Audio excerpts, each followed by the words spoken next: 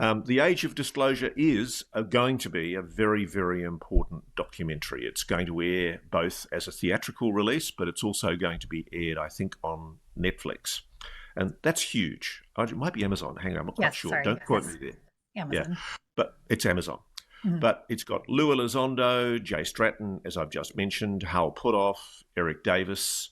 Eric's important because, of course, he's the physicist who had the conversation with Admiral Tom Wilson, the former deputy DIA boss at the time, who had basically had the problems trying to get access to the legacy program. And he set out, allegedly, in detail to Dr. Eric Davis what he knew about the legacy program, the retrieval program, and the cover-up, and the attempts to reverse engineer. That, of course, is a highly disputed memo. There's another person, by the way, we could call Dr. Davis and call Admiral Tom Wilson. Put them under oath and see how they answer it. Marco Rubio is also appearing, which is quite something. I mean, this is the right-hand man to the president.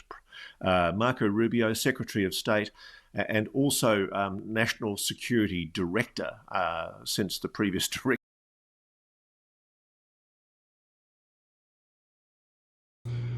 Hi folks, Lou Elizondo here.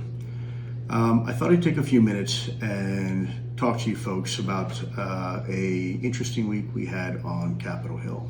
For the most part, I think by and large it was very successful, but I do want to address something.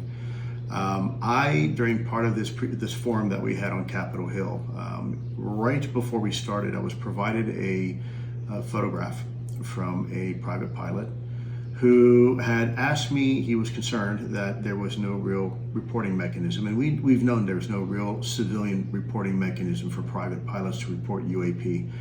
And he took a few moments and explained to me what he saw surrounding this photograph. And so I made the command decision right there and then that I would use that photograph as an example of why we need some sort of civilian reporting system for our civilian pilots. Now that the military is taking this topic seriously, we still have this big gap between civilian aviation and military aviation. And so I made the determination right there and then to go ahead and use that photograph as a